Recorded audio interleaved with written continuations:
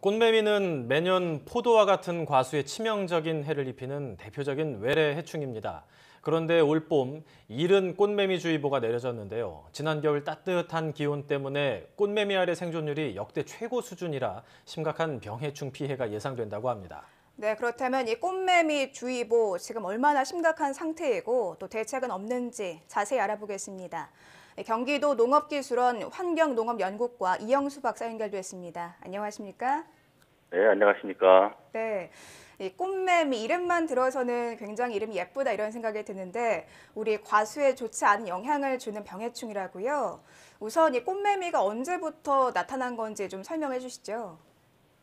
네, 꽃매미는 그 분류학적으로 노린재목에 속하는 대표적인 흡집성 해충입니다. 10여 년 전만 해도 예쁜 모양 때문에 표본으로 만들어져서 국내에 수입되기도 했던 에피소드가 있는데요. 우리나라에서는 2006년에 충남 천안 포도밭에서 처음 발견되었습니다. 이후에 유전자 분석을 거쳐서 원산지가 중국으로 밝혀진 외래해충이 되겠습니다. 유입 초기에 방제가 제대로 이루어지지 않으면서 2007년에 중국 발생 면적이 7헥타, 그리고 2008년에는 92헥타로 크게 증가하였고요. 현재는 전국적으로 확산된 상태입니다. 네, 시간이 지나면서 점차 이 확산 범위가 넓어지고 있다 이런 말씀이신데요.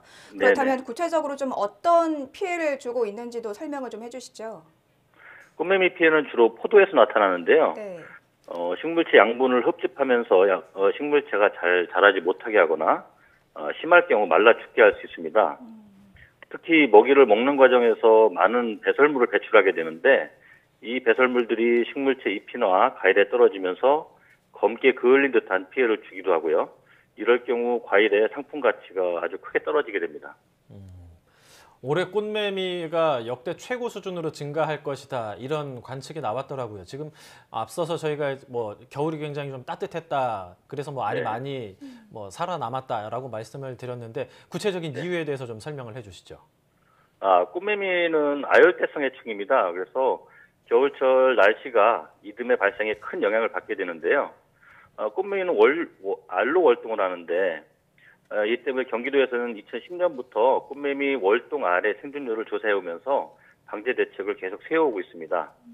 2010년에 저희가 처음 조사한 부화율은 73.6% 정도였는데요. 5년 뒤에는 82.2%, 그리고 올해에는 89.9%로 가장 높게 나타났습니다.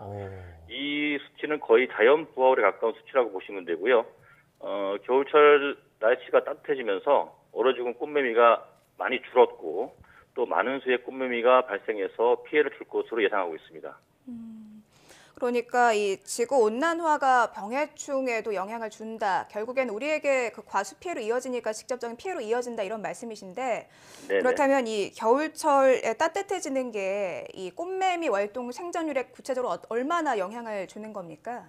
네, 꽃매미뿐만 아니고 모든 해충들에게 겨울철의 온도는 이들의 생존 여부와 직결될 만큼 아주 중요한 요인이 됩니다. 네. 왜냐하면 곤충은 변온동물이기 때문에 온도가 일정 수준 이하로 떨어지면 활동을 하지 않거나 얼어 죽을 수밖에 없기 때문인데요. 최근 지구온난화 같은 기후변화가 이슈화되고 있는데 당연히 해충의 발생에도 큰 영향을 줄 수밖에 없습니다. 최근에 겨울철 온도를 분석해 보았는데요. 지난 12월부터 1월까지 경기 지역 겨울철 평균 기온이 평년보다는 1.6도, 또 전년보다는 0.4도 높았고요. 이는 1964년도 수원 관측소 관측 이래 5번째 따뜻한 겨울이 되겠습니다. 이제 시간이 갈수록 점점 지구 온난화가 심해지고 더 따뜻해진다 이런 보도가 많이 나오지 않습니까? 이제 네. 꽃매미 같은 경우에는 아열대성 해충이다 보니까 날씨가 따뜻해질수록 이런 부화율이 더 높아질 거라는 생각이 드는데 꽃매미 말고도 이렇게 아열대성 해충이어서 같이 부화가 좀 많이 되는 다른 해충들도 있을까요? 네, 꽃매미를 포함해서 지금 국가 차원에서 관심을 갖고 관리하고 있는 외래해충들이 있습니다. 미국 선녀벌레와 갈색날개매미충 이렇게 세 종인데요. 최근에 제주도를 제외한 전국에서 피해를 주고 있습니다. 근데 이 해충들은 이제 차량에 부착해서 이동하는 성질이 있기 때문에 주로 차량 이동이 많은 고속도로나 공원 등지에 발생량이 많습니다. 이 세 종의 외래해충 중에서 꽃매미는 낮은 온도에 가장 약한 해충입니다. 그래서 꽃매미가 겨울철 날씨에 죽지 않고 많이 살아남았다면 나머지 종들은 생존 확률이 더 높아졌다고 보시면 되겠습니다.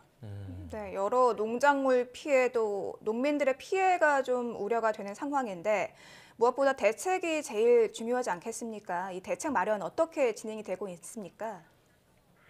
꽃매미를 포함한 외래해충들은 먹고 살 수 있는 식물들이 150종이 넘고요. 네. 따라서 생존과 번식 그리고 이동에 아주 유리한 상황입니다.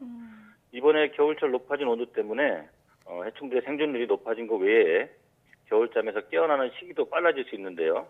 올해의 경우 전년보다 2 내지 3일 빨라질 것으로 예측하고 있습니다.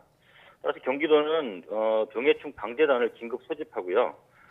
시군에서 근무하고 계시는 병해충 담당자들과 합동으로 예찰을 한다든지 화상회의를 거쳐서 서로 정보를 공유하고 방제 대책을 마련해오고 있습니다. 또한 효율적으로 방제할 수 있는 농자재를 개발하고 있는데요. 최근에 증가하고 있는 친환경 농업과 주말 농장에서 안심하고 사용할 수 있는 친환경 농자재도 개발해 나가고 있습니다. 물론 정책 차원에서 대책을 마련하는 것도 중요하겠지만 이 농민들이 직접 어떻게 대처를 하면 좋을지 알아두는 것도 좋을 것 같거든요. 만약에 병해충 피해가 발생하면 이 농민들 어떻게 좀 대처를 하면 도움이 될까요? 네, 한 예를 들어드리겠습니다. 저희 네. 현재 경기도에서 사이버 식물병원을 운영하고 있는데요. 네.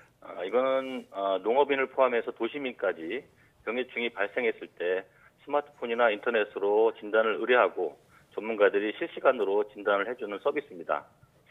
웹 주소는 plant119.kr이고요. 또 인터넷 검색창에 사이버 식물을 검색하시면 쉽게 이용할 수 있습니다. 실제로 2015년에 사이버 식물 병원을 운영하면서 국내 처음으로 외래해충을 발견한 사례도 있습니다. 그래서 처음 보신다든지 외래해충이 피해가 예상될 경우에 홈페이지를 통해서 대처 방법에 대한 조언을 얻으시길 바랍니다. 결국 이제 민관이 조금 더 적극적으로 협력을 해야 된다. 그래야만 이런 피해를 좀 줄일 수 있다 이런 생각이 드는데 갈수록 꽃매미를 비롯한 외래해충 득세가 좀 심각해지는 것 같거든요. 앞으로 점차 이런 문제가 더 심각해질지 아니면은 뭐 조금 줄어들지 장기적으로 우리는 어떻게 대처를 해야 될지 설명을 좀 해주시죠. 외래해충이 심각해지는 원인을 보면 그 답이 있다고 생각이 되는데요. 먼저 국제 교역량이 최근에 많이 증가하면서 새로운 해충들이 들어오고 있는 것을 막아야 합니다. 그래서 정부 차원에서는 농림축산공업본부에서 첨단 예찰 시스템을 개발하고 도입하고 또 전문 인력도 지속적으로 늘려가고 있는 것으로 알고 있습니다. 또한 외래해충이 이제 우리나라에 들어왔을 때 그 밀도를 자연적으로 억제할 수 있는 천적들이 없다는 것도 큰 문제인데요. 따라서 경기도나 농촌진흥청과 같은 연구기관에서는 토착 천적을 개발한다든지 아니면 해충 원산지로부터 천적을 도입하는 시도도 하고 있습니다.